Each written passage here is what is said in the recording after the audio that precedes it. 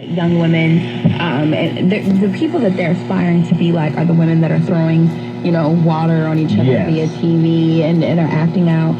But those are the different things that we're telling our daughters that they should be like and how they should act and the life that they should aspire to live. And I think that what we're pretty much telling young people is that you don't have to be that to be great, to be known, to be someone that other girls want to look up to and respect. But it's just showing them that there are options of women that they can look up to and want to be like in the public eye, if that kind of makes sense, because that's all that they're seeing. Yeah, right. And they aspire to be those individuals and want to be those folks. Let's take a few calls. You like the phone calls, and we always like to get to them. Let's give us a call. 877-532-5797, 877-532-5797, coming to you live from the National Action Network annual convention here in New York City. And like I said, folks keep walking through the door and saying hi, and how you doing? Okay, very good. Let's go to line one. Linda is listening to us in Detroit on WCHB. She wants to talk about youth and the kids today growing up. Linda, you're keeping it real. Reverend Al Sharpton, Mary Pat Hector, Bob Slade sitting here.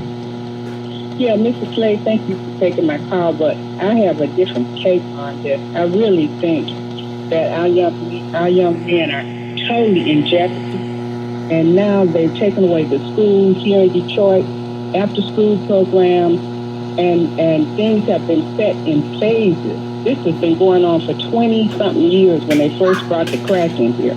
And what a lot of this crime is spawning from the beginning when they first brought the drugs in here. Then they came in with the ADD program, and those ADD programs neutralized a lot of our kids that were in kindergarten and first and second grade by putting them in those programs and putting that medicine in them. Then they came in with putting schools in the churches, and that somewhat neutralized the ministers. Then they came in with Kevin Orr, and he totally took the vote completely away. And now a lot of the talk show hosts here in Detroit, they talk like they're setting these kids up to go to jail.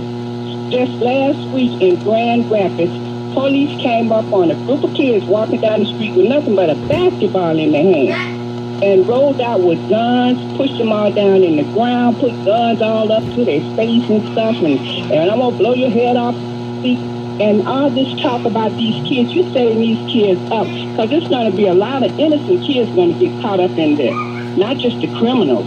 And the talk show hosts here, the code that they're using to keep the kids looking like they are criminals, they always end their show with talking about criminals or lock them up and throw away the keys. People, these are the code words that they're using. Listen for them. And you know the ones that's trying to set our children up. Because a lot of our own kids that haven't did anything are going to get caught in this, going to get locked up, going to get put in jail, going to get records. Now, they took a lot of the kids out with those ADD programs.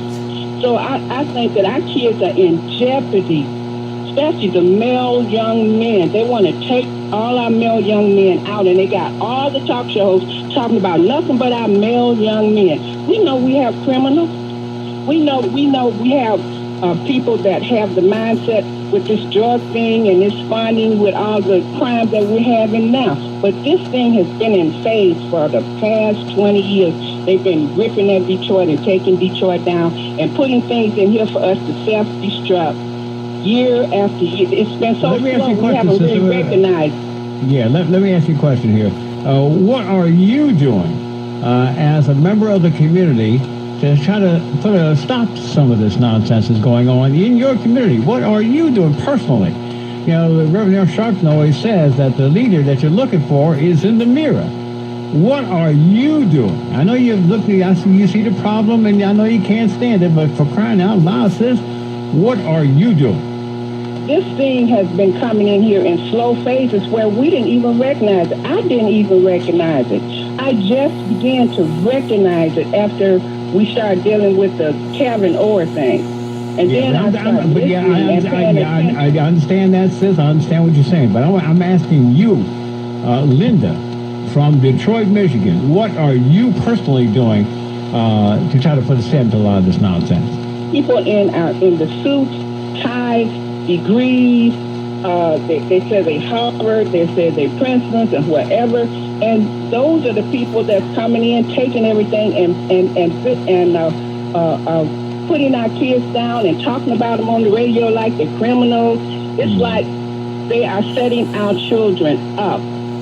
And I really hadn't paid any attention to it. I'm just beginning to notice all that's going on, and I just can't believe that they're setting our young men up like this. Well, it's a bad situation, sister, but, to help stem the tide of what's going on, you have to be a participant. You have to, get the word out, come out and stop some of this nonsense. I'm trying to get the word out, and I'm a participant now because I just began to, it's like the light has came on, what these people are doing to us. I've never paid any attention to it either because they're doing it in such slow phases. You don't really recognize a lot of it. But now you have to listen. You have to listen out the box now to what people really say, and especially what a lot of them are saying on radio. Watch when they say criminals and lock them up and throw away the key, because it's going to affect a lot of innocent young men that's just doing nothing but walking down the street. And they're going to end up in jail and locked up because now they want to take our young men out. They done took everything else out. Nothing else is left. All right. Well, Sister Linda, thank you, Kelly, for the call. Of course, Mary Pat, you hear a lot about that, but I'm going to go back to what Reverend Sharpton always says: the leader that you're looking for is in the mirror. Definitely, and I think that I want to thank Mrs. Linda for recognizing that. I mean, even as a young person, you could be doing right and you're automatically criminalized.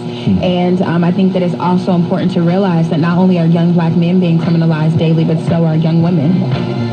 More phone calls. Mary Pat Hector is with us, and we're going to be joined by Sister Melody Campbell as well, who is with us in the room. I got a room full of guests as well. Like I said, this is almost like, I don't know, like a taxi stand. Folks are going in and